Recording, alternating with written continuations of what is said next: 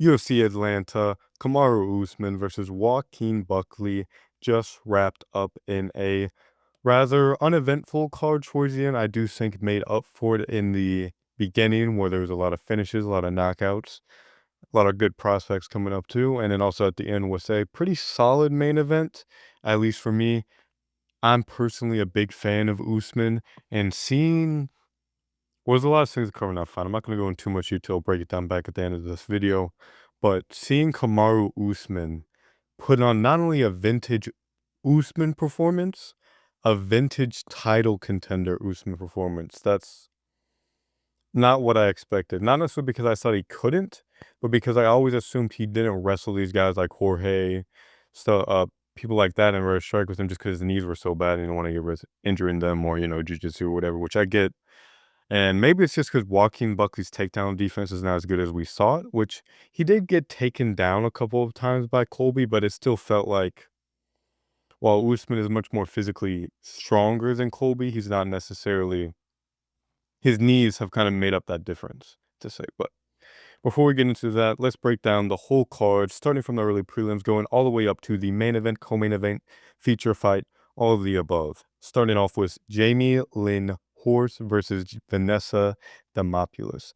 Now, this fight was kind of uneventful. I mean, it's about what I expected. Vanessa Demopoulos is kind of in the club of loses the whole fight, shows up Hail Marys, and tries to egg on the crowd and then be surprised by like a dominant loss. You know what I mean? It's like I don't know, Vanessa Demopoulos is just not that good. She's solid, she's got some ass, but she's not really good anywhere. So Jamie Lynn Horse was able to, beat her up most of the fight, just solidly, okay, but even a little bit worse than I expected, just because it's women's MMA, but nonetheless, a very solid performance by Jamie Lynn Horse. Moving up to Philip Rowe versus Ange Lusa. Probably the worst prediction I had on this card. I did really good on this card.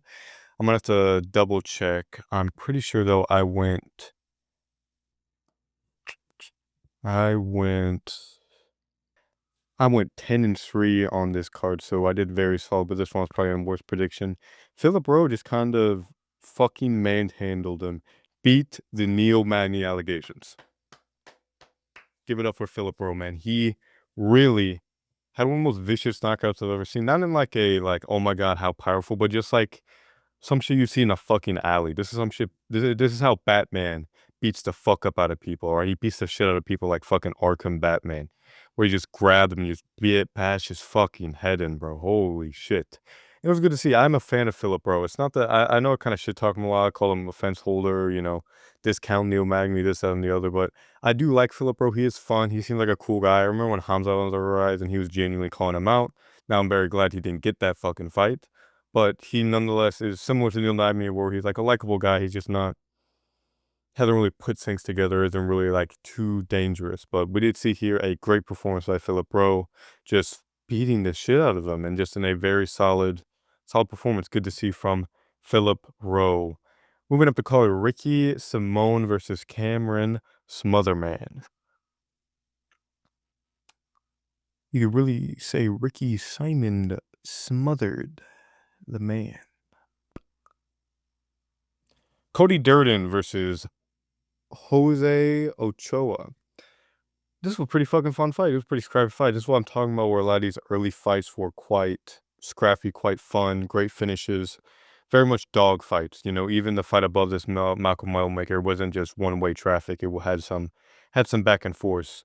And Cody Durden came here to fight. I remember he was landing shots on Ochoa, just random great fucking shots, but Jose just couldn't go down. It just wasn't hurting him. He was just unaffected. Cody Durden couldn't really land too much. And then I believe there's a point where there's a scramble. One of them got on top, and then eventually on the feet, Jose Ochoa kind of out of nowhere, where this fight was kind of ramping up, would eventually catch Cody Durden, knock him out. Great performance by Jose Ochoa. I'm not too sure how he's going to compete with the rest of the division, but he is still someone I could look out toward. It's flyweight, and having someone with a real knockout power is quite rare, but Cody Durden is a ranked flyweight, so he's at least done that, but at this point, he's already 2 or 3 fights from fucking top 5 getting a title shot, so I'd say you compare him with like a Kai Asakura if you really want to see, depending on how you think of Kai Asakura. But yeah, it's hard for me to say with great matchup right now, but anyway, great performance. Moving up the card, Malcolm Wellmaker versus Chris Moitinu. God, somehow Sean O'Malley's legacy gets worse and worse because Jesus Christ, Malcolm Wellmaker slept Chris Moitinu. Now, I will say for a lot of people that are making fun of Sean O'Malley, the result of this fight because he didn't flatline KO Chris Matinho, he also never really got touched by Chris at all, and I feel like Malcolm looked a lot more sloppy out there. That's no disrespect to Malcolm. Sean O'Malley is one of the best strikers in the whole UFC, in my opinion, nonetheless, even with what happened with Marab.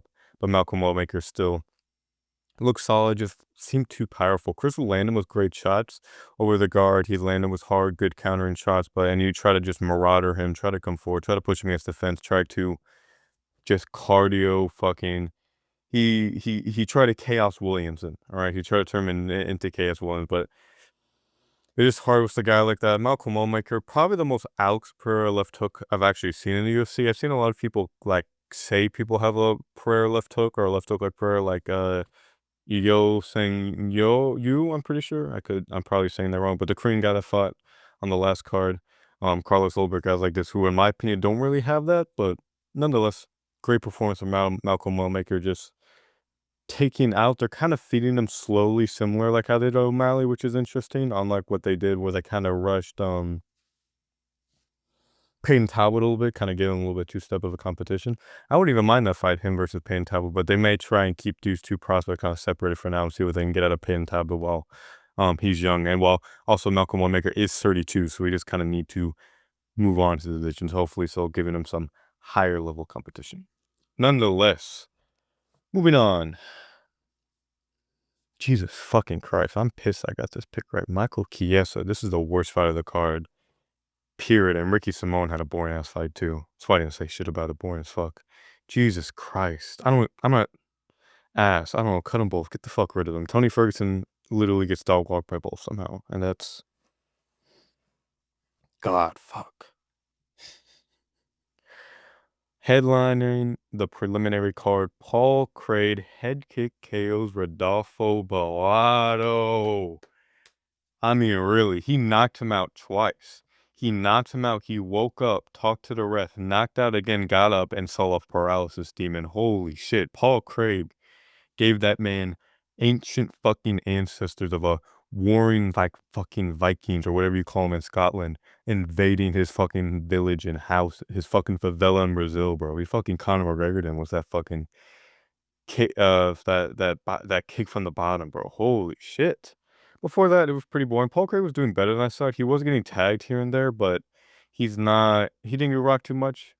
And he's adding a Max Holloway spinning kick to the body, which is pretty sick. Paul Craig, he's similar to Sean Strickland, more his persona, his like how he talks, how he acts, kind of masks how he actually fights. He's really almost a Ryan Hall fighter with being chinny, good jiu-jitsu, but can't really get to the ground and just kind of kicks and kind of leaves himself successful. And instead of heel hooks, he jumps like guillotines and pulls mount or pulls guard. Anyway, but Paul Gray was looking solid. It was kind of an ass fight. It wasn't really going one way for another. I did feel like Paul Gray was getting some momentum at the end, and then Rodolfo just kind of went for it and started being very aggressive and just kind of looked like he felt frustrated, thinking that he could just maul Paul Craig, which I don't blame him, but nonetheless, great performance by Paul Craig. I'm not too sure on who to match him up with next.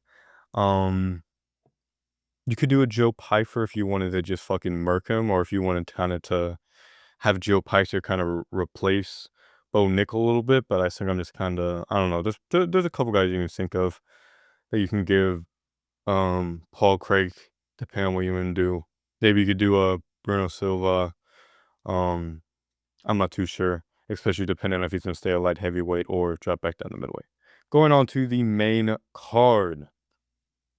Alonzo Menifield versus Omar Sy.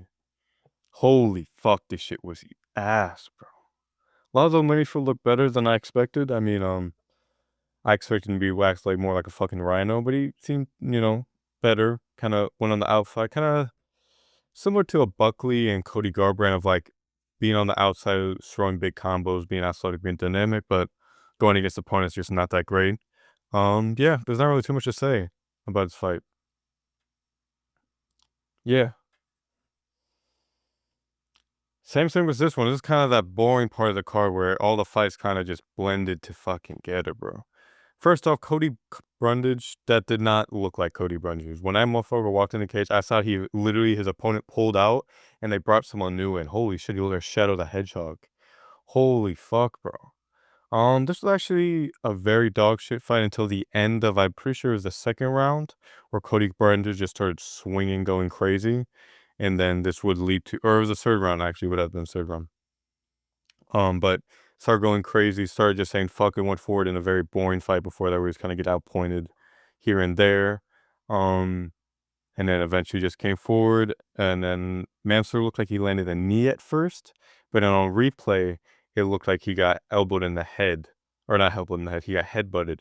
Because at first it looked like he was like on one leg and he was already falling, so I thought he was falling and then he got headbutted, and it was like kind of eh. But no, it seemed like he completely missed. It was just a headbutt. Unfortunate. Should be a win for Cody Brundage or a DQ loss, but it is what it is. UFC just doesn't know how their fucking rules work. They just don't know. They have no idea how to fucking count something like this. They'll on one hand strip Peter Yan in a fucking championship match and make that one not a no contest, but a random fight on the fucking prelim version was like, fuck it, give it to Alonzo, fuck it. Anyway. We gotta start talking about Cody Garbrandt. This motherfucker did not all of a sudden fall out of his prime the second he left the octagon against Dominic Cruz. This motherfucker has always been ass. He has never been an elite bantamweight. He fought Dominic Cruz, and he is in a fight where he got dropped, I believe, 2 times. It was a 3-2 decision. It was not a dominant win. It's not one of the greatest fucking performances of all time. This is my biggest pet peeve, is how much people overrate Dominic Cruz, or Cody Garbrandt and Dominic Cruz. Fuck it. He's not that good. He got knocked out by TJ Dillashaw twice. Anytime he's faced other top-level competition, he's been knocked out. Honestly, a big Dominic Cruz, after that fight was when he started getting caught a lot. I wouldn't be sorry if Dominic Cruz could then, after seeing his big fucking weakness, being that if you just swing this in the pocket, you just artistically fucking throw shots and know what the fuck to do. Maybe he could beat him again. I don't give a fuck, bro. Cody Garbrandt is mid as shit. He's ass. He's never been my guy. He's been like a fucking cunt. Good for him. The thing with his kid, very sweet. Or not with his kid, with the one kid. That's very sweet, very nice, emotional thing. But like, God, I feel like he's always been the most overrated fighter. Like, he's not an all-time great. He's one of the worst champions of all time. I don't give a fuck, people. And same, because people overrate Dominic Cruz. I think Dominic Cruz is ass as well. I think Dominic Cruz is the third best bantamweight of all time. And if I'm feeling fucking pissy enough, I might say fucking fourth. Barely top 5. Fuck them both. Moving on. Edmund Shabazian beat the shit out of Andre Petroski. Not really. Edmund did a little bit worse than I thought he would. I mean, Andre Petroski got knocked out by Jacob Malkoon's hip. So I was thinking that Edmund can, at least land him something. Like, I figured a kick around the guard, anything, which I did feel like he was trying to get to at the end, where he started to drop him in the third round later in the fight. Felt like he got a little bit more comfortable, but I don't know. Andre looked solid.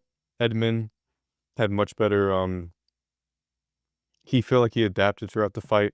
He had really good takedown defense, where he was able to neutralize most things, but just kind of on the feet, kind of low volume, out kickbox. Looked like the better, more technical striker, and then eventually paid off towards the end. Moving on to Rose Namajunas versus Miranda Maverick.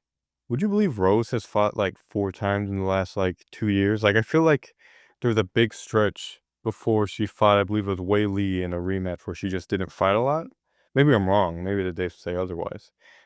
Um, and she fought that, and then she lost to, I think it's 4 to 5 to shot Wiley twice. Esparza lost to her, and I felt like she took a big ass break, but I think she's fought like a good bit of time since then.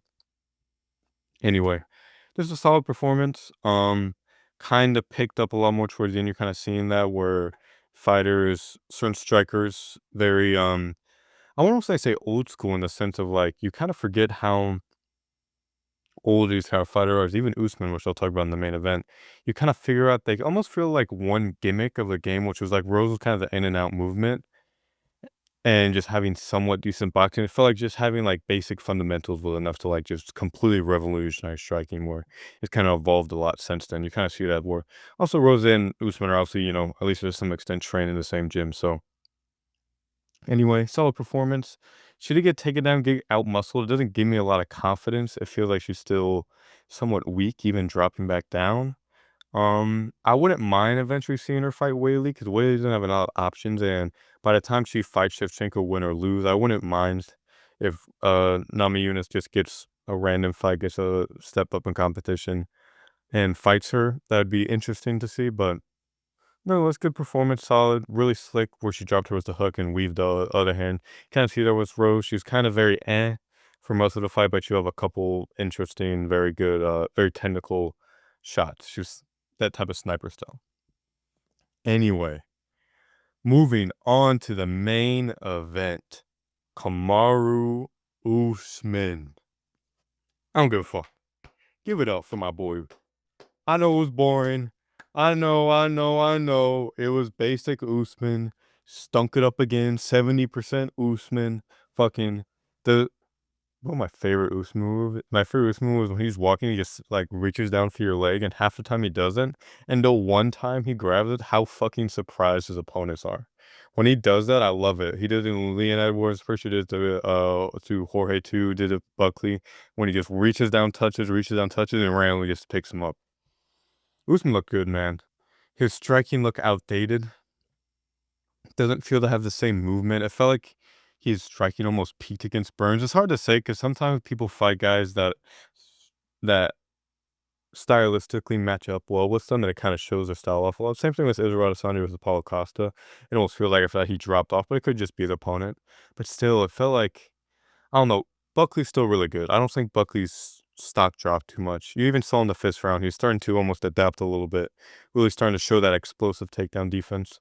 Now, there still are problems. I'd imagine you fought guys like Sean Brady that I imagine that if that's what Usman can do to you on top with that type of pressure and with that type of positioning that was like no submission attempt, I think someone Brady could probably even submit Buckley. And there is some pause I have for that, but against guys like Ian Gary, against guys like Shavkat, these type of guys, I don't doubt he'll be able to defend the takedowns. But guys like Bilal, Brady, Usman, these, if Hamza was there, these type of guys, those kind of guys where I still feel like they can still make that a factor and it's not just ultimately neutralized. But Bunker looked great on the feet. I mean, it felt like he got caught, but it just didn't affect him. I don't know what is different. I know obviously middleweights hit harder, but it feels like his Buckley even subtle defense has gotten so much better. I mean, like there's even times where he got hit with a clean jab and he just launches an overhand right and same, not even budging. Against someone like Usman, who say what you want, he wins a lot of pocket exchanges, like against Hamzat, against Colby, against these guys. He's able to really do good work, especially with like grabbing, punching, that dirty boxing style. But Buckley just did a really good job of weaving around, using his hooks, landing some really good kicks as well, kind of catching Usman off guard. And it really did feel like Usman, especially towards the end of the fight, feared striking with Buckley, and he did not want to do it. Now, I have noticed that sometimes with like grapplers, they'll have really good rounds, and they'll feel super comfortable when taking them down and the grappling. But then when it gets on the feet, it almost like they haven't downloaded stuff in, and there are other guys like super eager to attack them, so sometimes they kind of freeze up a little bit. Um, and it felt like that kinda happened in the fifth round. Like, same thing with, like, Volk against Ortega. Like, sometimes just it's like basketball, bro. It doesn't matter what lead you have. There's guaranteed to be at least 10-point swing, momentum shifts just out of fucking nowhere. And it kinda what felt like in the fifth round where Buckley was able to defend all the takedowns, really get in there. Felt like rocked Usman. There was a point at the end of the fight, man, where even though I was rooting for Usman, when Buckley rocked him at the end and Usman was backing up and you could tell he was fucking rocked, it was like, "Fuck, bro, I wish Buckley just kept going, man, just started attacking, but fuck, bro. I don't know, same thing with Prates, bro. It literally feels scripted. It literally feels like you're not allowed to actually KO him. I don't know, bro. I don't fucking know, but nonetheless, good to see he did that. Um, yeah, Usman just looked great, man. The positional control. My opinions on people like Khabib, Usman, these kind of like, there's like a generation where like these wrestlers, bro, they're just another level. Even to now, even against guys like Islam, it doesn't feel like Islam's dominating these guys like Usman and Khabib did. And the more I look at that Dustin fight, man, I gotta see what he does against JDM. I'm starting to think that Khabib is just better than Islam. And Usman is just another step ahead because this is old 38-year-old Usman too. I know he's like a beast, he's a freak, he's not he's not the metric in which you judge how fighters are aged, but nonetheless, man, god damn, that motherfucker looked good, bro. Holy shit. I mean, seeing that, it gives me confidence against guys like Bilal, making it a dogfight. Maybe Bilal can, I think that'd be a really fun fight. I think that'd be similar to a Kobe fight, where maybe Usman can outdog him depending on how he's performing. But even guys like Ian Gary, I think he mauls Ian Gary. Fuck, bro. I think he mauls him. I just think he mauls Shavkat. I think he mauls Ian Gary. I think the only people that can give him pause are Sean Brady and Bilal. And if Liam was defending a good amount of takedowns, after he had the shitty takedown at the end, where he got then, eventually got submitted out of the ropes. But if guys like Bilal can defend it, I think Usman maybe can, have that could be interesting, man. I think he could turn this in a lot of striking matches, and it was good to see Prime Usman, man. I really did miss him. Say what you want about, Usman, boring, repeat contenders, but that motherfucker fought, bro. That motherfucker went back to back to back, bro. Jorge talked shit, came back and knocked him out. There's an aura, bro, that fuck. That felt like he had in there. It was like, this man could just do whatever he wants now. Also, we got an aging Usman. It's not the same Usman. Don't get me wrong. I know that he's not even like that. Just feel like this first time since the Woodley fight, we've seen that type of performance. Even against Jorge in the first fight, he didn't really have that same oomph to it, man. But nonetheless, it was very impressive. Good to see from Usman as someone that's kind of underappreciated. Usman, seeing that now, we need to see that again. Seeing how he shapes into the division, man. I think he could do nasty work against someone like Islam. I think he could do some good work against JDM and get some control off. And yeah, overall, just a great performance, man. Great performance. Anyway, I hope you all enjoyed it. Next week is the UFC Khalil Roundtree versus Jamal Hill, and guys will be seeing a prediction for that fight tomorrow. Will be uploaded for you guys. Nonetheless, hope you all enjoyed it. Hope you all had fun. It was, to me, a solid card. I'm gonna say 7 out of 10. Kind of pulled ahead at the end. That main event, at least for me, made me happy. And yeah, hope you all have a great night.